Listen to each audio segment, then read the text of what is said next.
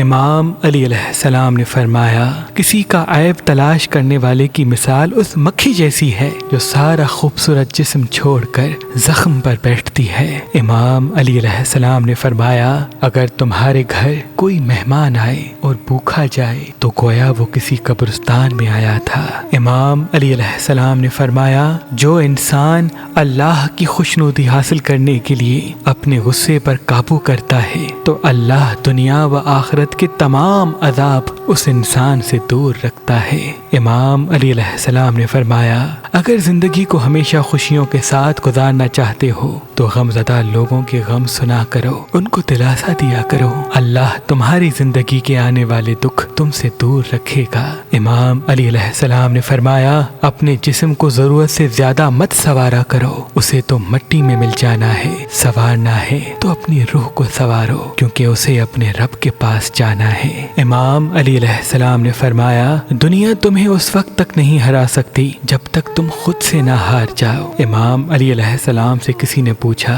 کہ یا علی، دوست اور بھائی میں کیا فرق ہے؟ آپ نے فرمایا، بھائی سونا ہے اور دوست ہیرا ہے۔ تو پوچھنے والے نے سوال کیا، یا علی، بھائی سونا اور دوست ہیرا وہ کیسے؟ امام علی علیہ السلام نے فرمایا، سونے میں اگر درار آئے تو اس کو پگھلا کر پھر سے ایک جیسا کیا جا سکتا ہے، لیکن ہیرے میں اگر درار آئے تو وہ کبھی بھی پھر پہلے جیسا نہیں ہوتا، تو وہ کبھی بھی پھر پہلے جیسا نہیں ہوتا، تو وہ کبھی بھی پھر پہلے جیسا نہیں ہوتا۔